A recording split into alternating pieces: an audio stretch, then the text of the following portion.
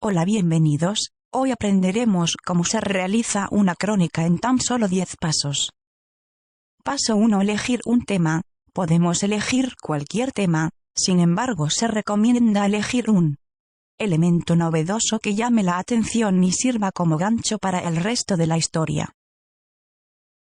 Paso 2. Determinar un eje. La crónica tiene como eje una idea fundamental o un asunto primordial sobre algo.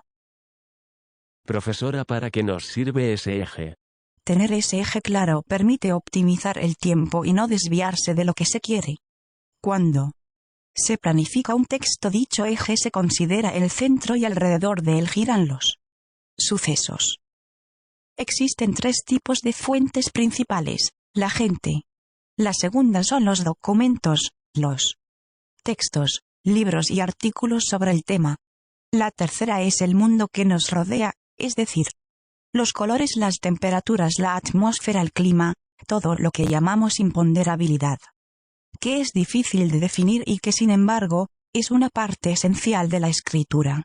Cuarto paso: definir el tipo de crónica. Según varios autores existen 3 tipos. La crónica narrativa detalla las acciones y los movimientos de los personajes. La descriptiva se enfoca en las características de los objetos como lugares y sujetos, y la argumentativa incluye el juicio del cronista sobre los hechos y acontecimientos. Paso número 5. Optar por una modalidad de crónica. Existen muchas, como por ejemplo la crónica noticiosa, la crónica política, la crónica social, la crónica deportiva, las crónicas de interés social, judiciales, urbanas especializadas, crónicas autobiográficas, entre muchas otras. Sexto paso: trabajar el estilo. Se distingue por su lenguaje rico. El texto busca claridad, concisión, precisión y sencillez propias de la redacción periodística. Emplear todas las técnicas: escena por escena, diálogo, puntos de vista, retrato global. Claridad. Se trata de expresar las ideas de manera transparente e inequívoca. Cuando una frase está mal redactada, puede darle un significado diferente al que pretende su autor. Concisión. Significa decir, ni más ni menos, lo necesario. Evitar un rodeo inútil. Precisión. Procurar ser exactos tanto en el uso del lenguaje como en la reconstrucción de los hechos que se narran. Sencillez.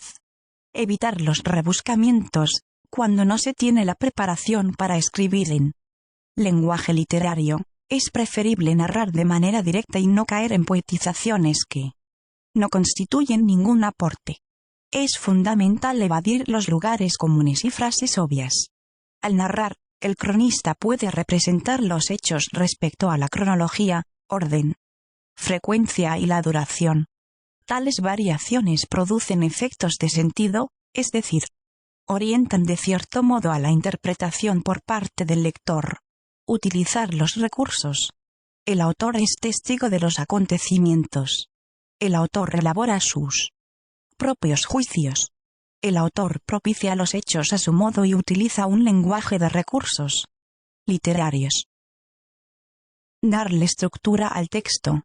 El antetítulo es un elemento para preparar el título principal. El título debe ser claro, conciso y atractivo. El sumario es un resumen o esencia de la crónica, es un texto breve y conciso. Cuerpo. Desarrolla la información.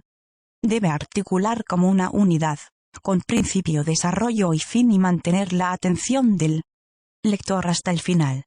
Los antetítulos son títulos menores empleados para provocar separaciones dentro de un texto que se presenta excesivamente compacto y visualmente monótono. Originalmente se situaban marginados a derecha o izquierda del periódico. Actualmente se incluyen dentro del texto. Su función es reactivar la atención del lector a medida que avanza la lectura de un trabajo periodístico de cierta longitud. Conclusión. Es el remate definitivo. Debe ser redondo, dejar la sensación de que el tema fue cerrado de la mejor manera posible. Comentario. Son las reflexiones que el cronista va haciendo sobre los hechos que narra.